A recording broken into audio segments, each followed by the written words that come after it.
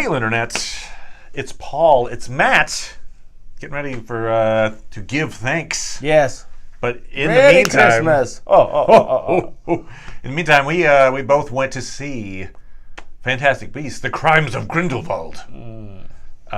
So we've seen it. Sure we have. We're going to talk about it. Sure we are. We both read the books. Sure. We've both seen the movies. Sure we have. Okay, so there you go. See, we're up on things. As fans, first, what did you give me your overall thoughts? You saw the movie, you came out of it. General thoughts on The Crimes of Grindelwald. It was fine, I thought. I mean, part of what you're signing up for is special effects, so that all looked nice. If I hadn't liked characters from the first movie, I wouldn't have watched this one. So I like the no-match guy. What's his name? Jacob. I like Jacob. Jacob's good. And Queenie. Queenie's nice too. I mean, I thought, what's her sister's name? Tina. It's like a quiz for me. What's next? They need to work on, something about her character needs work, in my opinion. In what way? I mean, it's hard to have someone who be a wet blanket, I guess, and like the rule follower, which is what she is in the first movie. Is she Foggy Nelson? Basically, the rule. You shouldn't do that. Kind of, it's like it's hard to see that she has any personality other than she wants to follow the rules in the first one anyway. And then, and I guess she's worried about her sister, so that's part of the reason why. Like people who live unconventional lives, they need protecting. So that's part of I think what some of her motivation is. And certainly in this one, she sees the world falling apart. But and the other thing is she's in love with Newt. Newt. So you want to give somebody more than that. I think. Okay. All right. And I guess and the interesting thing about this one is, like, if you think about the stories of Harry Potter, how slowly they ramped up the existential dread and the prophecies and all that. Right. I mean, it started. The first couple of books were pretty whimsical in a lot of ways. I mean, yes, they had some danger and stuff, but for the most part, it's like kids experiencing magic, and then by the end, it was like, oh crap. Yeah. So I feel like they're on their arc a little early. They're on their arc early. Now apparently there's 5 movies planned as opposed to 7 books, which turn into 8 movies. So they would be short. They would be truncating it, but that much, I don't know. You're right. And I think I would have felt better about it all if they had who was it in? It was Colin Farrell in the first movie. Yeah. If they just made him look a little different, I didn't need a whole new character. It's like, no, it's really Johnny Depp. It's like, okay, I can believe that he makes himself look a little different. Why can't you just keep the same? But no, it's not. It's a whole different guy. And well, he was. I mean, Grindelwald was imitating an actual guy. Oh yeah, okay. So in other words, he was standing in for this guy. Right, but okay, I guess. Well, okay, yeah. I'd rather him like pretend to be somebody else. Okay. Like, oh, I'm. You wanted to have more connection to the character and not be like, I was following this guy, and now suddenly I have to attribute everything I attributed to that guy to this guy. Yeah. I see. Especially since in this one, I mean, they have to bend over backwards to sort of establish, like, here's the stuff that happened to him as a kid, so you have some sympathy for why he's such a dick now. And he is. It's true. Yes, he's. Okay. Yes. For me, I enjoyed watching the movie. I appreciate what it's leading to. I mean, inevitably, what I'm looking forward to seeing is, however they get there, Dumbledore dueling Grindelwald. It's in the history. It's in the canon. Dumbledore beat him and then stuck him in his own castle. Basically, has made his castle his own prison until he was later killed by Voldemort. Decades later. That's kind of what I want to see. Wow. So I'm like, I gotta wait. There's 3 movies to get there, but So it is it progresses this very convoluted plot along. There are some. I was kind of jarred by some canon things, and then I kind of did a little research, and I noticed other people were also like jarred by some. Like you would think that J.K. hadn't written this, just for some of the history that seems to not be right. Now she's got 3 movies to iron it all out, and maybe she will. 3 more movies? Yeah. Okay. Right. I mean, that's what they said. There were 5 movies. I believe it. I'm just. I mean, now this movie did not do as well as they hoped in the opening weekend. No. It did like 62 million, I think I read. Okay. Domestically, now overseas, it's doing well. Right. I mean, because it still won though. Right. Still was number 1. I mean, I'm just saying. People might. I think they were it's projecting like Thanksgiving is coming. I think they were projecting like, maybe 75 million or something like that, and it came in a little low. We'll see what happens. It's not a disaster, but I'm just saying that there could be a situation where, let's say movie 3 comes out and it gets a little less, and then movie 4, and they're like, let's just make it 4. Or you know what I mean? Like they're like they may cut their losses and shorten the thing up a little bit. But as far as we know, it's 5 movies. Overarching plot. We've got Credence. Did not die in the first movie. He's alive. Yes. He is an obscurial, as we knew. His obscurus still alive and well. We see it in effect a couple times. Grindelwald escapes from prison and is now free in Europe, tracking Credence down. Wants Credence, and the reason he wants Credence is because he feels like Credence is the only person that can kill Dumbledore. Says that out loud. Yeah. Credence has been in a circus, like a magical circus for magical people. Like, in other words, it's magical things performing for magical people.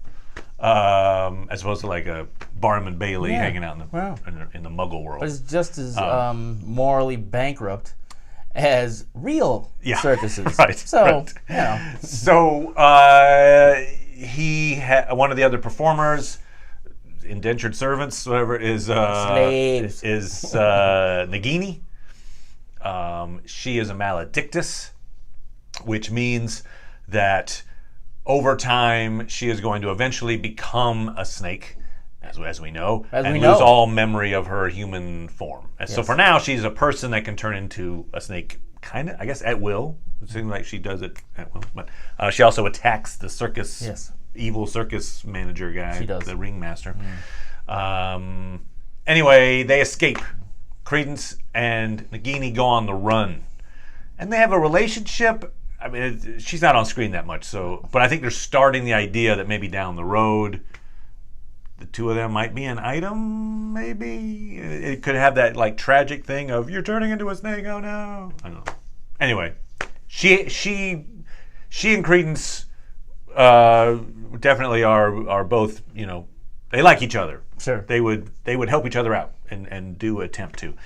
Credence tries to figure out he wants to know who his parents were. Yeah. Because he's adopted. Sure. He was foster cared by a horrible person. Yes. Let's hope those originals were much better. So he's trying to figure out his original family, and that's the overarching, seems to be the overarching plot of this movie. Although then it's kind of comes out as a misdirect, really.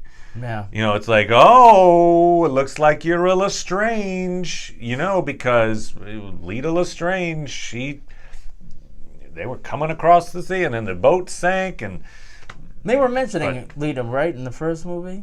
Yes. Because you love her so much. Right. You love her. She broke your heart. Right. That's the one. Finally, that paid off. So that whole story is pretty confusing. We'll talk about that in a second. But essentially, a lot of forces come together, and we hear different competing stories about what actually happened to little tiny Credence, and we find out, so it seems, that the Lestrange kid, Corvus, Lita's little brother, was drowned because Lita switched the babies because little Corvus was yelling too much. Rah, rah. So she's like, I want the quiet baby for a while. And so she picked up the quiet baby, Credence, and then Corvus sank with his faux family, I guess, whatever. I've heard speculation that's the Titanic. but the dates are wrong. Oh, well, that doesn't matter. That's true. Dates schmates. Yeah. The magical Titanic. It's not. It doesn't add up, but there are things that do not add up in here. Right. We'll talk about that. So there you go. Sure. Like, close enough. So Credence then is, basically assumed to be this Corvus Lestrange baby. And is given up for adoption. That was his whole point. It was going across the sea. It was like, you go to America to be adopted. Well, we'll talk about it while I'm here, because I was confused as to how because their Daddy Lestrange, Daddy Corvus, was a horrible person. And soon as the wife died, he's like, I just give these kids up for adoption. I don't care about them. Go away. Right. So Leda and Credence are going to, theoretically to be adopted, but somehow Leda, 6-7 years later, ends up back at Hogwarts. Yeah. Well, I just don't know. What was her life like? She didn't really talk about what happened to her when she landed in the States. I assumed that she would have also been picked up maybe by the same evil woman, but apparently not. But anyway, Leda. Well, I don't know. I mean, somebody took her in and then sent her back to Hogwarts, as far as I know. Yeah, right. Okay. Oh. I just don't know.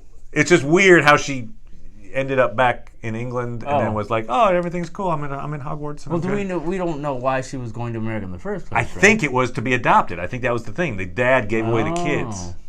Anyway, I don't know. If you know out there a little better of why Leda was not, subjected to horrors. Maybe the guy adopted him's like, I wanted a girl and a baby. What the heck happened? I don't know. Anyway. Send her back. Right. Yay! New model. So, but in any case, so Credence is not a Lestrange, and for a while we don't know his parentage, and then the big reveal comes. Well, first you have this big thing where Grindelwald is having a sinister speech that he's trying to sound not sinister, but actually he's trying to basically saying, Muggles have a place in the world. They have a place as pack animals. We'll treat them like beasts, and that'll be great. Hey, everybody. If they're newt, though, that's great. Yeah, good point.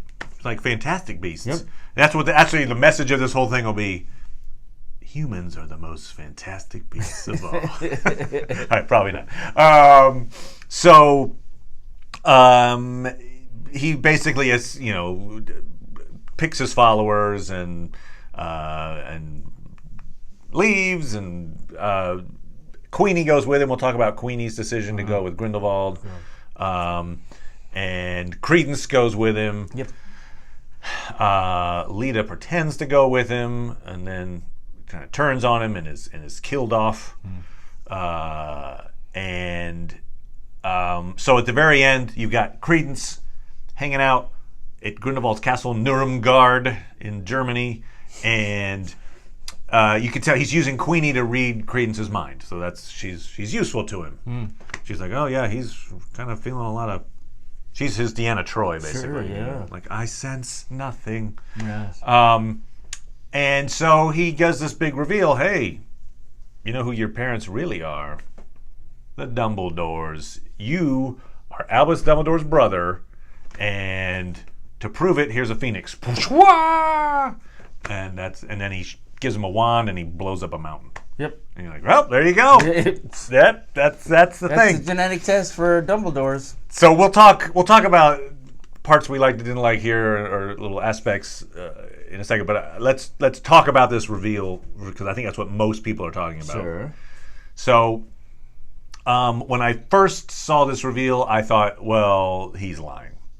Like, Grindelwald must be lying to him, because again, in the canon, this doesn't seem to add up. I have since changed my mind, and I have a theory that I haven't heard other people espouse yet. So maybe I'm the first one to talk about it. He's told me that I should prepare my eyes. Yeah, right, because he's going to side eye the crap out of me. But quickly, I'll just run through what I've heard about, people theorize. All right, so there's the one, Grindelwald's lying. Yeah. Okay.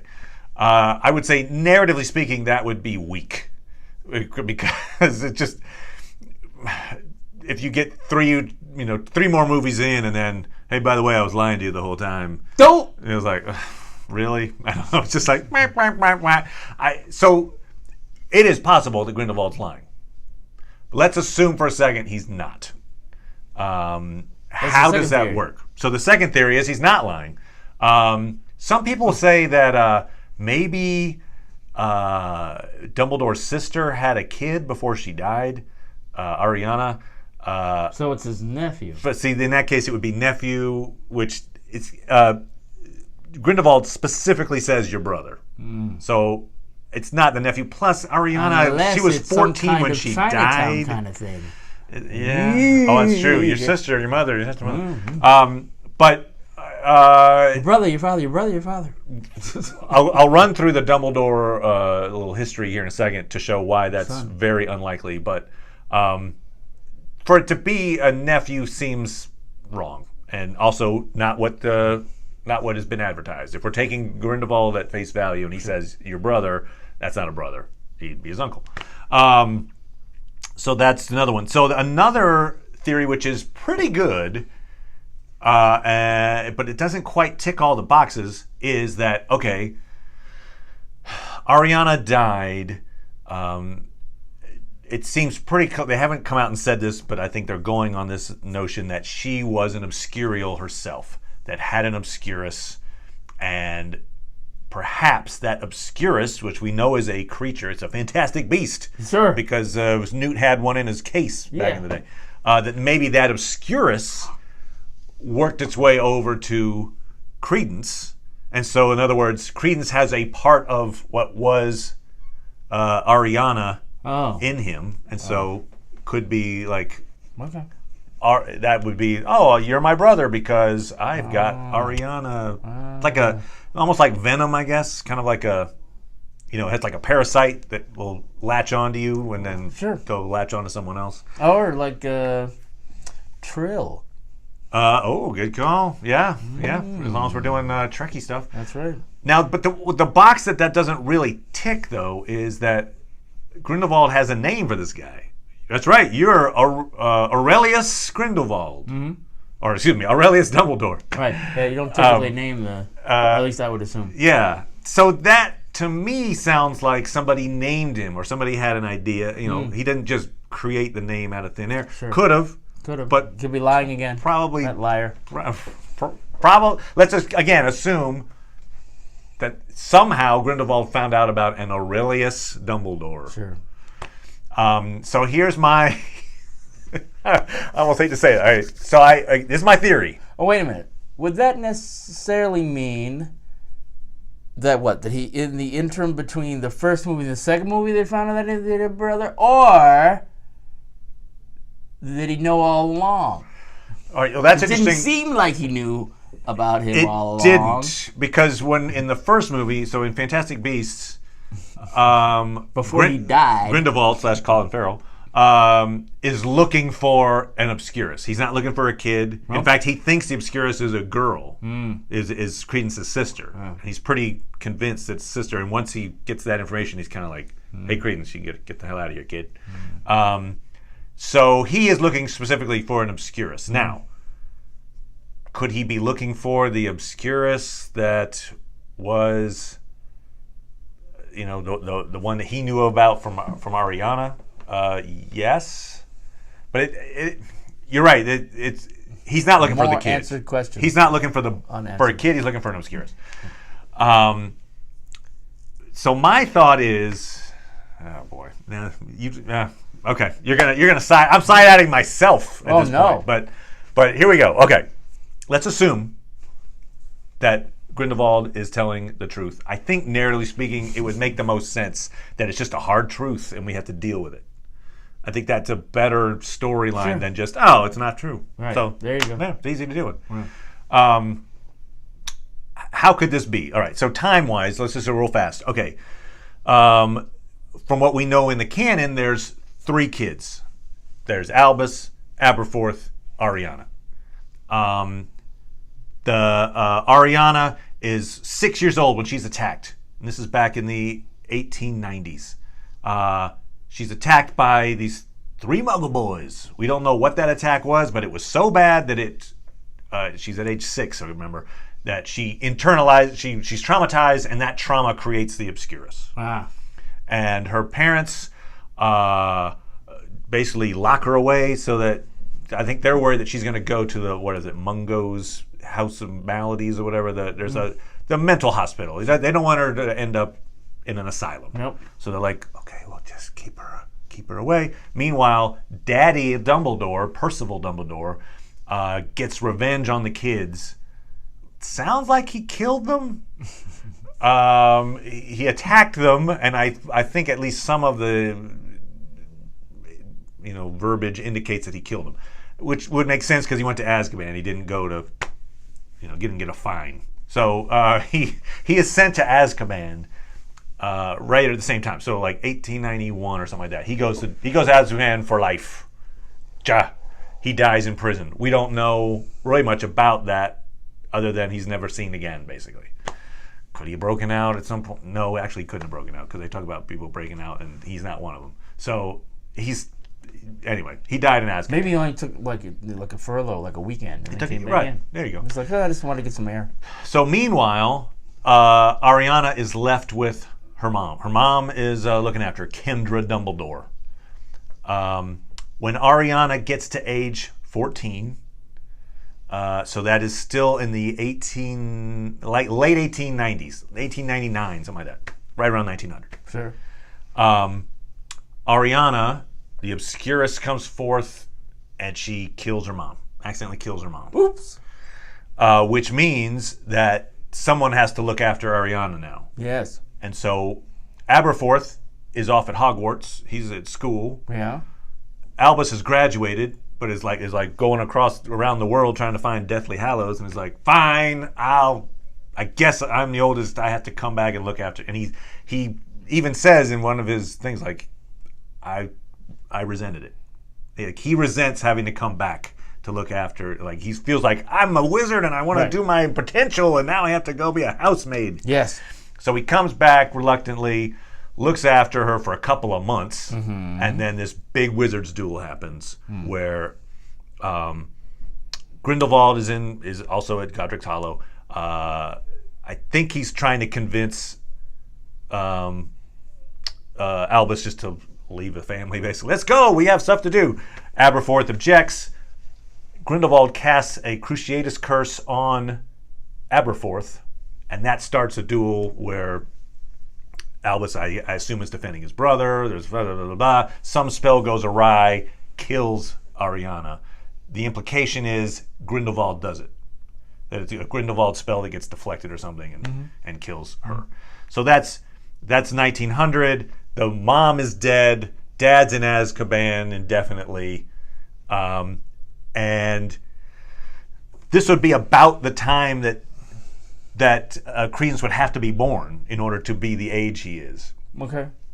So how does that work? I would say the way that works potentially is if the mom was pregnant when she died. So it was the mom is by herself. She's a secretive person, right? She's keeping Arianna away. The dad is in Azkaban and or dead. Right. Let's say maybe in that time, because it's like a 7-year, 8-year period of time. Maybe she has an affair. Sure. In that time. Like, you know what? I'm going to get a little happiness for myself. Azkaban doesn't have conjugal visits, man. That sucks. I don't think they have conjugal visits. I'm pretty sure they don't. So she has an affair on the side, gets pregnant. Maybe that's even the reason Arianna explodes at some point and kills her. Maybe it's a whatever. Right. You betrayer or something. Sure. Yeah. Who knows? I'm just throwing that in there as a possibility. But one way or the other, Arianna kills the mom. But the mom, in the act of dying, it's kind of a little repeating the Harry Potter origin story a little bit, where the mom's love somehow saves the kid, even though he's an unborn kid at this point. So in the act of, let's say, killing her mom, the Obscurus killing the mom, perhaps with that same idea of, when Harry gets protected from the spell that a part of... He's a baby, right. But in this case, you're saying he's unborn. I'm just saying maybe he's unborn. Okay. That maybe this, because the part of Voldemort gets sucked into Harry, maybe part of the Obscurus, it's put into the kid so that Okay. he has the Obscurus in him. Okay. For some reason, after she dies, maybe it's whoever's the father is like, I'll just take the kid and go to America. I don't know, but like, in other words, I don't know why. Coming to America. I don't know why Albus and Aberforth either don't know or just choose not to talk about this thing, but they haven't. Oh, ever. I see. The father of the baby, of Credence, which is the illicit baby, not right. the imprisoned Dumbledore. Correct. So the father of the illicit Credence decides, I'll take the baby and go to America. Boat capsizes. He dies with the wrong kid. And Credence is now left on his own. But he's also got the Obscurus in him already. It's actually part of Ariana's Obscurus. And maybe so there is a family. The Obscurus is there, and it's also a Dumbledore. Anyway, that's all. There you go. Okay. That's a thing. Sure. Maybe. You can tell me how stupid I am in the comments. Please tell him how stupid he is. I don't have a feeling about it one way or the other. Because, see, while I've read all these books, it's like, oh, yeah. I mean, I think I remember about, Dumbledore being in prison. Not really. So, yeah, so a lot of those facts have just fallen off. It's like, gotcha. It's like, oh, this doesn't have anything to do with Hermione and Ron. It did not have anything to do with Hermione it didn't. and Ron. It didn't. Barely anything to do with Harry. I mean, what the, Right. It was just, some backstory to fill in what Dumbledore's motivation is. Wow. Yeah. See, now I'm starting to see the appeal for you of Lord of the Rings. You're like Gowron's uncle. That's not a guy, but okay. Yep. Good. But yes, exactly. These are giant worlds, and they have their little histories, and they go off, and you think, what if you pulled that thread? What would happen? And that's kind of what Fantastic Beasts is trying to do, I think. Except for some people who shouldn't be there. Right. So we'll mention this real fast. There's a bit there. It's like in 1927. We're at Hogwarts, which is cool, and we see Dumbledore teaching a class, and who comes in? Minerva McGonagall. Oh, look. And he calls her Minerva McGonagall, and he's like, oh, could you take the kids away? I need to talk to these fine gentlemen. There is no way she could be there. No way. No way.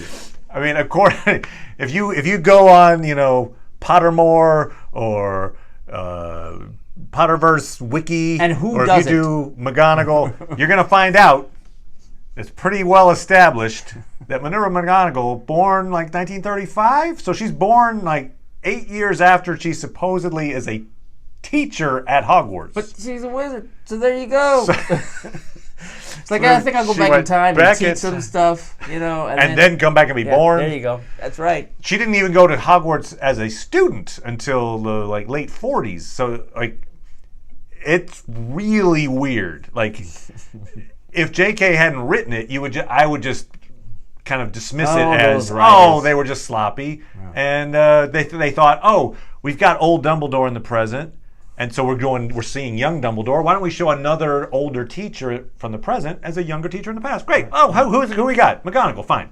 But in this case, it's like J.K. knows. She wrote it. You would think she So you're like, what? How? What? I honestly, there's not even a theory for that. That just seems wrong. But I don't know. Okay, let's say Time Turner. Let's say that instead of her birth and schooling at the time you're saying. Okay. Let's say no, it occurred earlier. What changes? What changes in terms of the story? What you're saying, it doesn't affect the story, so who cares? I didn't say that because while I've read all of them, again, does this have to do with Hermione? Well, and Ron it means that she's been lying the whole time when she's being asked questions about, hey, how long have you been at Hogwarts? Right. So why would she be lying? Like, why not just tell the truth? So that builds in a story in and of itself. Yeah. Like, wait, what? Are you like some kind of you cast a mind wipe on everybody to not let them know you were here, and then you just been living off of Hogwarts. You can't she's like a permanent student who doesn't want to go and join the real world. Right. So assuming that if we assume that J.K. Rowling's deliberately or at least either A, carelessly change the facts, It would or seem carelessly, but you don't know. I don't know. There might be another little thing there. Maybe this is an alternate. This is like the prime universe of the Wizarding world. Because as you said, she hasn't said anything yet. She has not. So I'm sure she's either being asked. one, she's so embarrassed that she can't say oops. Or she's trying to craft an answer at this point. Like, Yeah, what I meant was, I don't know. Because that would suggest that there's nobody. She doesn't have anybody who also is working on it. Because you would think there'd be somebody else there. Who would his name tag? Because let's put it this way, it would have been so easy just not to include that name. Yeah. Like she could have literally just taken 2 words out. Yep. That could have been a random teacher. She could have could have created a new McGonagall. Sure. So Alice to Sebaster. Right. There you go. Perfect. See? And then it would have perfect name. It's just an easy fix. There's a part of me that almost wonders when inevitably the DVD comes out or something. They'll just they'll just take out that line. They'll just Teacher X, will you please take the students away? I don't know.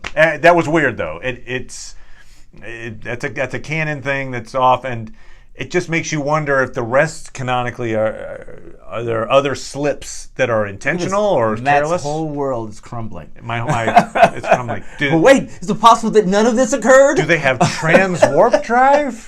Do the Klingons have hair?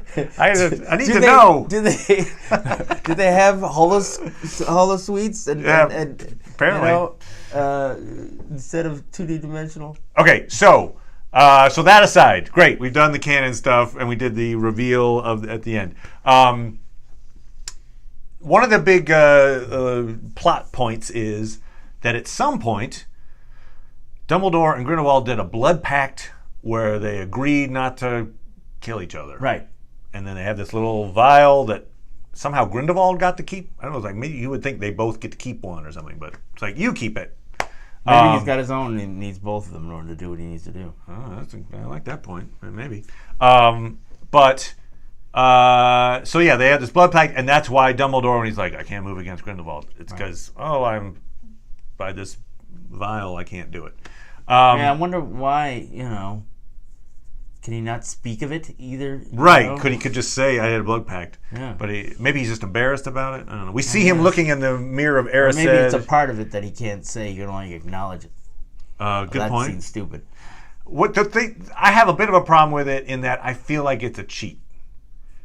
I feel like J.K. has come out and said, oh yeah, these Grindelwald and Dumbledore, they were gay. They had a relationship, and they loved each other. Yeah. Why not just let that be the reason that Dumbledore can't go against Grindelwald? You know what? I loved this guy. I don't feel that I can go and attack this guy because I still have feelings for him, and as opposed to just, oh look, there's a thing that says I can't possibly do it because I have this vial, and it makes it clean, as opposed to like a little moral choice you have to I'm sorry, make. I'm tripping over this. We didn't have this discussion on the camera, but earlier you were saying how difficult it was for you to believe that I've forgotten his name now. Jacob would still want to marry Queenie when she basically, raped his mind. Yes. But Dumbledore. All right, well, let's talk about that. After he goes and kills many people. Many. I can't fight the guy because I loved him. All right. No, but so the Jacob thing is that I was complaining that, Queenie mind controls him. I don't think she Imperious curses him, but she mind controls him in some way to go to England with her, and essentially they're married-ish. I don't know. They're gonna get married. And all while he's like zombie. Who could do it? He's an unconscious guy basically, and then Newt frees him from the enchantment, and he's very willing to forgive her about it. And I just thought, I can understand why Queenie would have done what she did, and it shows that she's kind of morally gray because she's willing to do that to someone she loves. But I didn't understand Jacob's reaction, which was just all right. Yeah, no. She only controlled him, didn't kill numerous people, But she controlled him. That's the point. I think that's. So you're saying that's worse than what Grindelwald did. I'll put it this way. Worse. I think that Dumbledore. It's a good point. You raise a very valid point. But I think what I'm thinking is that Dumbledore knew that. I mean, he had to have known, for instance, that Grindelwald was doing like dark magic, right? So he knows the guy's shady. Sure. And yet he still was like loving him. I feel like it's like that. So the betrayal of, oh, you're actually really bad. I don't know if it's a different type of betrayal than I now mind control you and you're my zombie. I feel like that is, you can't get past that, as opposed to I thought you were kind of a bad guy. Yep, you're a bad guy, but I love the dark side of you. I don't know. No? All right. No, what I'm saying is this. Like, why wouldn't you, if you're like, perverting somebody, like, oh, you don't know I'm this bad, why wouldn't you come up with some spell that would keep him from attacking you? If I'm Grindelwald, why wouldn't I come up with a spell that would keep you from attacking you? You're saying it's kind of lame that exists at all, but it seems entirely logical to me that that's what Grindelwald would want to do. It's what Grindelwald would want. Are you suggesting that he couldn't have fooled Dumbledore into doing something like that? I'm just saying, I feel like it's a story cheat to say, look, there's no way that Dumbledore could attack him because this vial of blood says you can't. So it's not even a moral choice. You can't make the choice, period. Right. I kind of would, I think, like him to have to decide, as opposed to just, nope, someone else has to do it. I can't, I'm out. Like, you know what I mean? I don't know. I just feel like the magic is being used as a story crutch. Well, generally, for me, if you have something like that, you got to earn your way through it. He hasn't done it. It's like, as soon as he's like, I don't know. So he's got to now do something in order to make it so that he can attack him now. So, well, I would say this. So, right. So at the end, the Niffler takes the vial, and so Dumbledore's got it, and he's contemplating how to destroy it. Right. But I would say this. I mean, now I assume it works both ways. They made a blood pact together. Sure. That means Grindelwald can't attack him either. Right. Like, that might be very useful. Well, that's why he's got to get the guy, this guy, to kill Dumbledore. Right. It's like it's his whole plan. Right. He's like, I have to keep it so he can't attack me, but I'll get somebody that can kill him. Yeah. You think, like, I'm wondering if in Dumbledore's mind, that's who Newt is. If Newt would be his proxy to kill Grindelwald?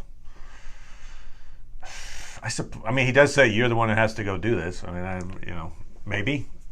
It's an odd choice for your champion, but that's what the story. You and your fantastic beasts. The beasts are cool, by the way. I enjoyed the mythological creatures in this one. Yeah, the beasts are cool. All right, so I mean, we're 2 stories in. How do you feel about it, actually? It being what? This storyline. I think... Because, I mean, one thing that's occurring to me is, like, if you wanted to do it, why didn't you do it? Actually go back and show Grindelwald and Dumbledore when they're younger. They are certainly going to do that. Yeah, well... Eventually. Will they do it? Well... Why do it out of sequence is my question. I feel like they're setting this, like, set the table, then do flashback. Not cowardly, but it's like, let's have Newt come in. Who, have we heard of Newt before this?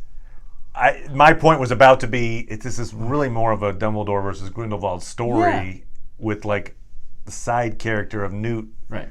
I mean, if you took, like, one of Harry's friends... because all the Harry Potter books are like Harry Potter and the blank. Right. If instead it was, I'm trying to think of a good example name, Neville Longbottom and the blank. And you're like, well, isn't the story more about Harry? No, it's Neville Longbottom. See, he's doing stuff at school and Harry likes him, and Harry needs him to help him kill the snake. So it's more about them. Like, it's almost like they have to prove that it's about Newt instead of it actually being about Newt. Yeah. And that does seem to be a problem, because we do know, J.K. has already said this series ends in 1945, that's when the duel happens. That's the duel between Dumbledore and Grindelwald. So unless the duel goes down differently, maybe history records it as Dumbledore doing it, but actually it was Newt taking out Grindelwald. And if it goes the way everybody assumes it goes, then it means Grindelwald or Newt can be a supporting player, kind of at best, really. I would just almost want to call it Dumbledore, the Crimes of Grindelwald, or whatever, just to say like that seems to be the character that is going to be our hero, as opposed to Newt, who is helping the hero out. I don't know. Is that kind of what you were thinking as well, or? I guess. I mean, they Grindelwald and Dumbledore had a relationship, and it seems to me that they were still pretty frightened to show this relationship. Yes. So it's unfortunate that they didn't have the courage to do that. And then for me, actually, it's part of my feeling with a lot of these franchises where I don't think they have the courage to do the stories they should do. As an example of what I mean, Star Trek, they don't have the courage to actually continue the story on. They think, like, how can we go back and have a period of time when people have some interest in it and do new stories from there? Like, they went back to the first Enterprise for Enterprise, and then now they're still in between. They're still not jumping ahead in the story. Finally, they are, but they have to bring in Picard to... Why would that be? Why would that be courageous? What's courageous about going forward? Just because it's like no one knows what's going to happen. So it's like, why? It's like they have to.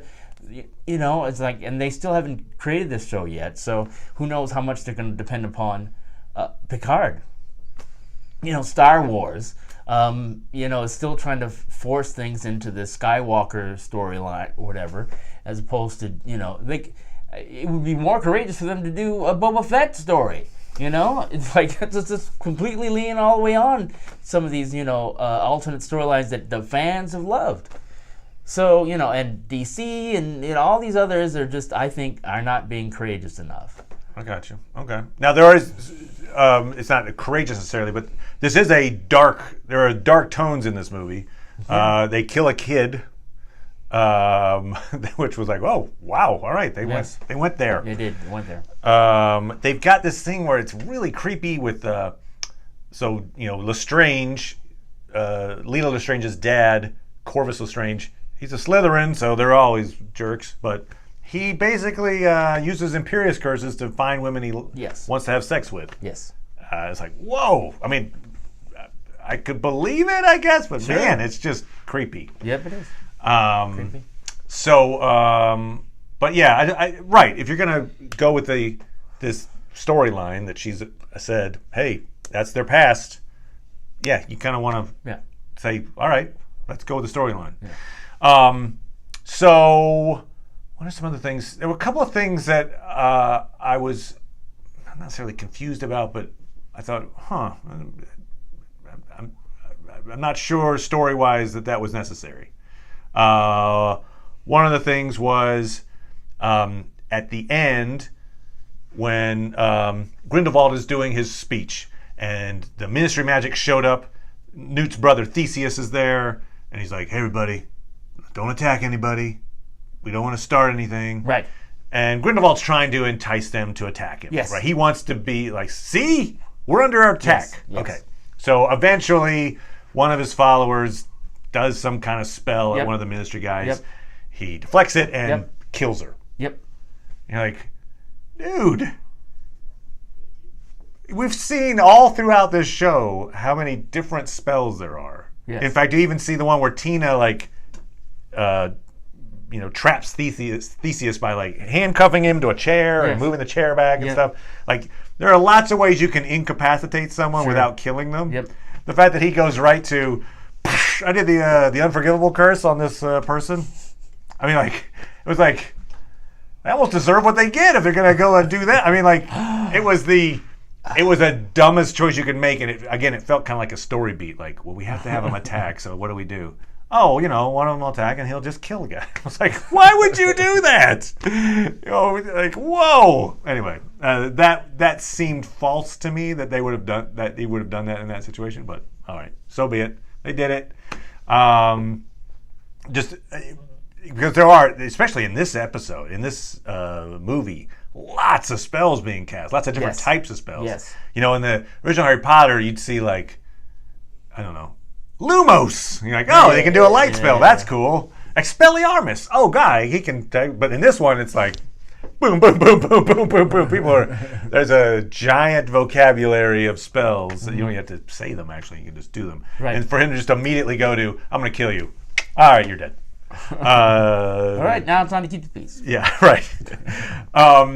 So that was like a Sure, little like, everybody I was wanted like, her dead. The other thing that was it struck me at the time was it's a cool opening scene with visually. There's the Grindelwald escaping, right? So there's the flying carriage, and it's got by the thestrals. Yes. And it's like, ooh, neat. Da, da, da, da. Okay. Yes. We learn that at some point in his incarceration, the Makuza folks cut his tongue out because he was blabbing too much and manipulating people. Yes. So they cut his tongue out. They did. Okay. So then, as he's escaping, we find out, I switched with my minion. Yes. And the minion had lost his tongue, so he gives him his tongue back. It's like, and he grows a new tongue. Yep. Okay. So that means the minion had been incarcerated for a while in order to have his tongue cut out instead of Johnny Depp's. Okay. What the hell is he doing hanging around? Like, Grindelwald was out of prison, is that what that means? Pretending to be a minion for weeks? At least days before his, why didn't he just leave at that point? Like, he's out. I'm out of jail now. You know what I'm going to do? I'm going to wait until the part where I'm going to get transported overseas. Right. And then... You're assuming that if you're a guard, you can leave. Yeah. I don't know that you should. Okay. All right. It might be part of that. You're like, hey, just in case something this like might happen, we're going to make sure all these motherfuckers stay. All right. So be it. I just was like, dude, why are you've already achieved your goal. It's sort of like leave the wall in Game of Thrones. Now, maybe they have some freedom there, but it's like there's strictures on them in order to be there, basically. Oh, you're talking about taking the black, in other words. Oh, you're saying that those guys are like that. I see what you're saying. That the prison guards are like, I took a vow. Yes. I eat, sleep here. Yep. I can't leave. Yep.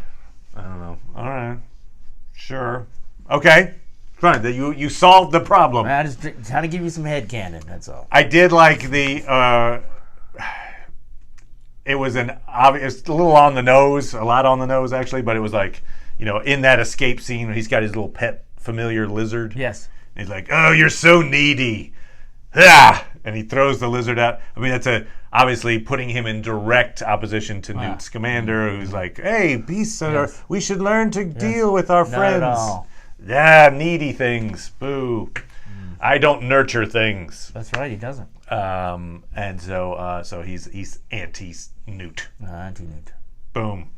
Yeah, anyway, there's a lot of stuff we could chat about probably with this, but that's a good little roundup. Yes.